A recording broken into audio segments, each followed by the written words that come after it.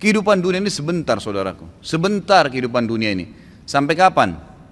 Demi Allah saudaraku, kita ini membutuhkan sekarang, laki-laki di sini yang hadir, yang mendengarkan suara saya dan ini mengikuti ceramah kita. Kita membutuhkan sekarang orang-orang mukmin yang imannya iman baja, bukan iman kerupuk. Yang kita butuh ini sekarang ikhwas sekalian dan akhwat di belakang sana yang mendengarkan saya dan mendengarkan ceramah ini. Kita butuh iman-iman baja yang kalau malam bangun dari ranjang lawan syaitan untuk sholat tahajud, bukan tidur terus menerus. Kita membutuhkan iman baja ikhwas sekalian dan akhwat sekalian yang pada saat azan ke masjid, sholat, apapun tantangannya. Pada saat musibah datang bersabar mereka. Pada saat jihad dikumandangkan mereka berjihad di jalan Allah Subhanahu wa taala. Memang hidupnya untuk Allah Subhanahu wa taala. Kita butuh iman yang seperti ini. Ya memang baja apa yang Allah perintahkan, apapun tintangannya, halangannya kita lakukan. Enggak peduli dengan dunia ini, apapun orang mau katakan.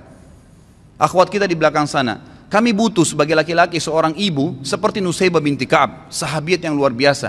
Pada saat jihad dikumandangkan, Nusaybah binti Ka'ab membangunkan suaminya tengah malam mengatakan, wahai suamiku besok jihad, ikutlah. Dibangunkan anak laki-lakinya 5 orang, semua dikatakan anak-anakku bangunlah, besok jihad, ibu pun akan ikut. Semuanya satu keluarga pergi jihad. Ini yang namanya mukminah, imannya baja. Bukan suaminya mau bangun sholat malam, sebentar mas, jangan bangun dulu. Malah kempes, dikempesin. Suaminya mau poligami, jangan, saya cemburu. Hukum Allah Subhanahu wa taala. Kita butuh wanita mukminah seperti Aisyah radhiyallahu anha. Waktu Nabi SAW menikah dengan Zainab, disambut oleh Aisyah dengan senyum karena dia tahu ini hukum Allah, gitu kan? Masalahnya imannya iman baja, bukan iman kerupuk yang diketuk langsung pecah. Nah ini yang membuat umat Islam lemah karena iman kita kendor, kempes, tidak ada apa-apa. Sedikit godaan syaitan, dibising sedikit langsung kendor. Pakai jilbab besar kemudian digoda sama temannya sedikit saja, oh kamu alimnya, ditinggalkan jilbabnya. Subhanallah.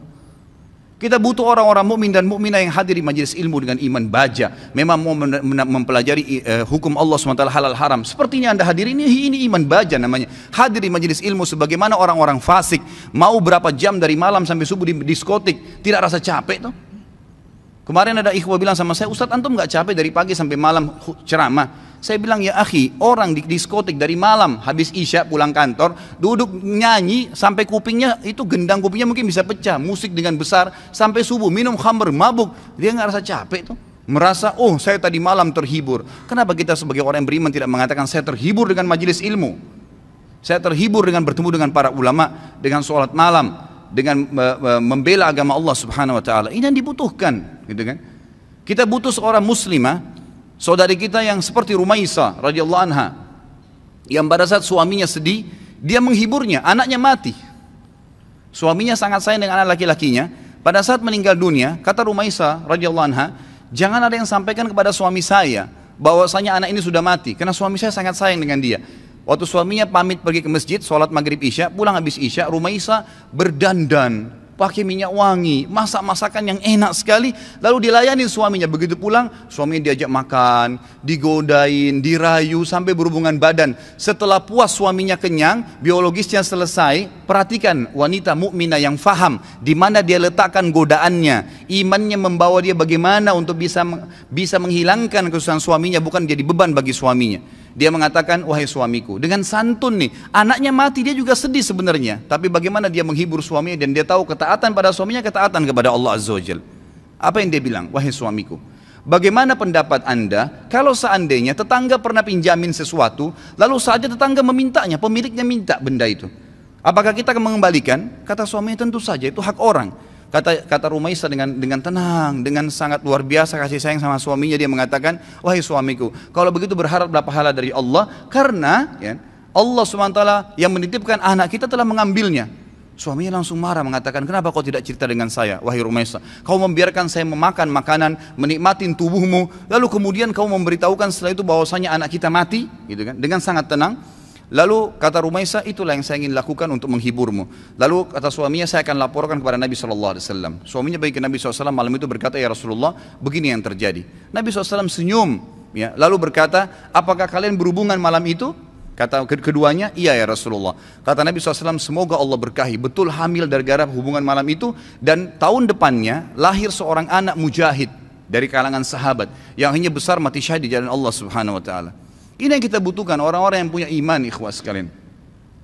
Sampai kapan kita mau berlalai-lalai, gitu kan? Sampai kapan kita mau berlemah-lemah? Malu dengan pakai busana muslim, subhanallah, gitu kan. Malu dengan simbol Islam, subhanallah. Enggak usah jadi muslim sekalian. Saya berapa kali nasihati ikhwan dan akhwat saya kalau ada yang bertanya, Ustaz, ada satu tetangga saya, ada saudara saya murtad, bagaimana saran Anda? Saya bilang tinggalin dia. Islam gak butuh dengan orang murtad, biarin dia murtad, masuk neraka sendiri. Kenapa kita harus bingung dengan satu orang murtad dan kita tinggalkan orang-orang tetangga kita muslim yang butuh bantuan makan, yang kalau diajak ke masjid mau sholat, itu yang kita dakwahin. Orang yang tidak mau iman tinggalin aja, gak usah diikutin, gitu kan. Ngapain kita berjalan di belakangnya merayu dia untuk supaya dia kembali ke dalam Islam? Gak usah. Doain mungkin, mendakwahin boleh, tapi gak usah kita sedih, ya kan gitu. Jadi kita harus menetapkan semua pada tempatnya masing-masing. Kita butuh figur Abu Bakar yang semua tegak dengan keyakinannya. Figur Umar yang memang syaitan lari dari dia. Tahu kenapa ikhwas sekalian syaitan lari dari Umar? Karena Umar betul-betul yakin semua yang Allah perintahkan benar, yang dilarang itu salah, ditinggalkan. Dan Umar bin Khattab semuanya dengan tegar, dengan iman baja yang dia lakukan. Malam bangun sholat, tidak ada ceritanya syaitan mau godain ditepis sama dia, nggak ada. Syaitan hanya habis akal. Bagaimana caranya goda orang seperti ini? Nggak bisa. Ya kan? Karena dia betul-betul memang itu tinggal ditinggalin. Dan itu hanya dengan iman, ikhwas sekalian. Ini hanya dengan iman. Sampai kapan kita mau terus-menerus membiarkan iman kita sehari begini dan sehari begitu? Sampai kapan antum mau mengatakan, dan perempuan di antun di belakang mengatakan, sampai kapan kita mau mengatakan, oh iya nanti, oh iya ya, sampai kapan oh iya ya ini? Sampai malaikat maut mencabut roh kita baru kemudian kita mau sadar? Subhanallah. Majelis ilmu seperti ini tujuan utama mengubah menjadi orang yang lebih baik. Kalau antum datang di sini dan tidak bisa mengubah, antum bisa rajin sholat malam, antum rajin menjaga hukum-hukum Allah SWT, meninggalkan yang haram, menikmati yang halal. Perempuan-perempuan di sana di belakang, kalau anda datang ke sini tidak bisa mengubah, anda tutup aurat, anda lebih baik daripada sebelumnya, anda bisa mengatur, ya, menikmati apa yang halal, tidak memamerkan aurat anda di sana sini, maka jangan hadir. Karena majelis ilmu tujuannya untuk itu. Melahirkan orang-orang yang imannya iman tegar, iman baja, yang memang tidak mudah goyah, ikhwas sekalian. Kadang-kadang subhanallah baru diminta waktunya untuk sholat malam, kita nggak mau bangun sholat malam. Bagaimana kalau diminta ditumpahkan darah jalan Allah subhanahu wa ta'ala? Sudah sulit, kan gitu. Baru diminta infak saja, sudah beragam macam bisikan syaitan, kita sudah mengiyakan bisikan syaitan itu. Bagaimana kalau diminta infak jalan Allah subhanahu wa ta'ala? Mengorbankan seluruh harta, pakaian kita bahkan kalau perlu dijual untuk itu. Ini semua karena cinta terhadap dunia yang berlebihan, Allah musta'an. Semoga Allah SWT yang di langit sana yang melihat kita ini menjadikan kita orang-orang yang terpilih di kalangan hamba-hambanya yang dipenuhi imannya dengan iman baja insyaAllah dalam hati dan meninggal dalam keadaan syahid.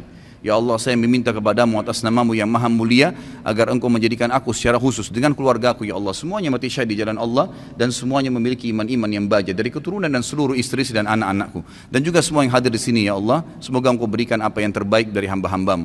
Jadi mudah-mudahan kita tidak termasuk orang-orang yang lemah dan orang-orang yang sama sekali meninggal dalam kondisi nanti menyesal, oh kenapa ya, oh seandainya ya, sudah nggak ada gunanya ikhwah. Sekarang saatnya berubah.